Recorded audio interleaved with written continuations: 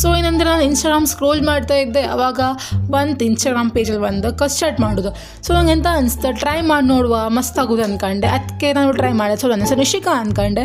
ಇವತ್ತು ನಾನು ಕಸ್ಟರ್ಡ್ ಮಾಡುವ ಅಂತ ಪ್ಲ್ಯಾನ್ ಮಾಡಿದೆ. ಅದಕ್ಕೆ ಪ್ಲ್ಯಾನ್ ಮಾಡಿದೆ, ಫಸ್ಟ್ 1 ಲೀಟ್ರ್ ಹಾಲು ತಗೊಬಂದೆ ಅಂಗಡಿ ಹೋಗಿ.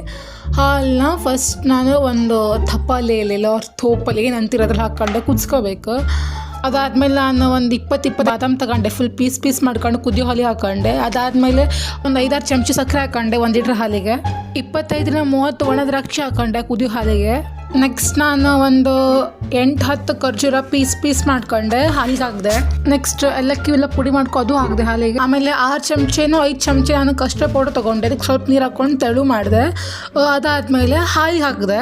ಕಸ್ಟರ್ಡ್ ಮಾಡ್ಲಿಕ್ಕೆ ನಾನು 3 ಬಾಳೆಹಣ್ಣು ತಗೊಂಡಿದ್ದೆ, 1 ಆ್ಯಪಲ್ ಮತ್ತು 2 ದಾಳಿಂಬೆ ಹಣ್ಣು ತಗೊಂಡಿದ್ದೆ. ಅವೆಲ್ಲ ಬಿಡಿಸಿಟ್ಕೊಂಡಿದ್ದೆ ಕಟ್ ಮಾಡ್ಕೊಂಡೆಲ್ಲ.